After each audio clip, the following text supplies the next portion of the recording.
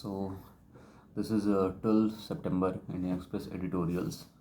The Startup Nation, written by Chintan Vaishnav, Shashank Shah, Ashish Pandey, and Rohit Gupta. Vaishnav is the mission director of Atal Innovation Mission.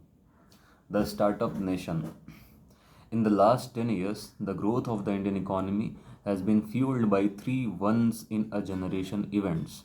One, from the government side, the creation and rollout of UPI expanded access to digital payments for crores of citizens.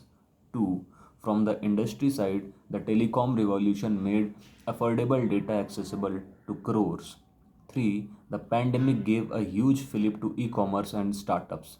To sustain this growth, there is a need for solutions to create a long term roadmap for a robust Indian economy. Integration of certain key subsystems can play a major role. Multilateral institutions have projected India as a bright spot on the global economic horizon. In 2024, India's estimated nominal GDP is $3.9 trillion. India took 60 years after independence to reach $1 trillion GDP mark. The second trillion took 7 years and the third achieved in 2019 took 5. In 2022, we surpassed the UK to become the fifth largest economy. India is now home to the third largest startup ecosystem with more than 1.4 lakh Department of Promotion of Industry and Internal Trade registered startups, 1.4 lakh DPTII registered startups. It adds greater number of startups per day than any other country and has witnessed the addition of one unicorn every 20 days over the last 7 to 8 years. This ecosystem has been fed by the top tier higher education institutions like IITs and IIMs and those in tier 2 or 3 cities. The government's push towards capital expenditure, coupled with telecos-led internet penetration and data accessibility, has played a huge role in the development of the startup ecosystem.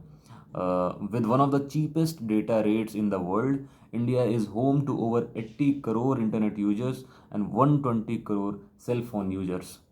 Every farmer added to digital ecosystem presents an opportunity for application of a new agri-based solutions. Every student added for affordable e-learning and every rural citizen for financial inclusion.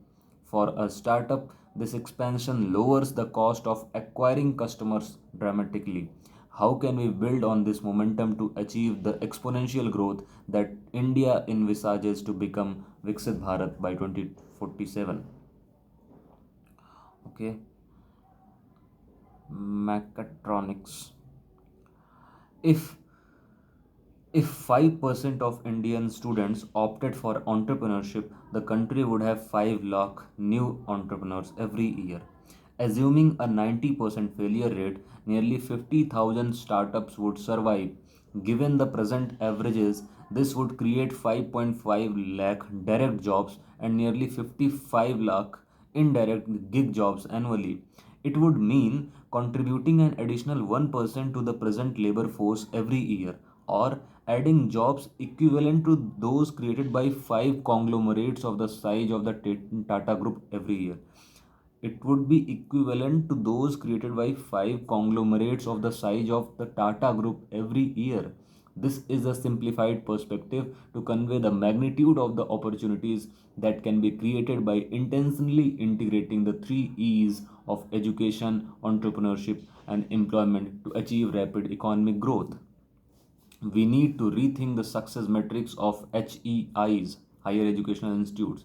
A major metric for any HEI is limited to its ability to place students in high paying jobs.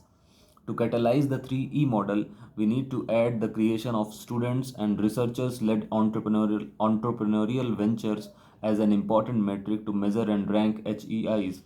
Further, achieving success in this new metric would not be possible without a systematic approach involving academia industry linkage. Academia industry linkage for nurturing, supporting, mentoring, and funding graduate, postgraduate, doctoral, and faculty level research ideas into successive ventures.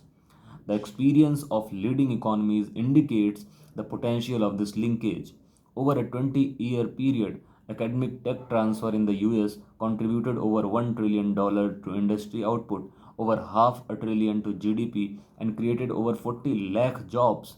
Inextricable, Inextricably linked to the success of such industry academia osmosis is the US global leadership in R&D expenditure at 3.4% of GDP.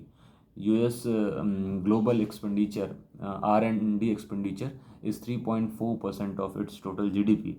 India's R&D investment stand at 0.7% of this R&D.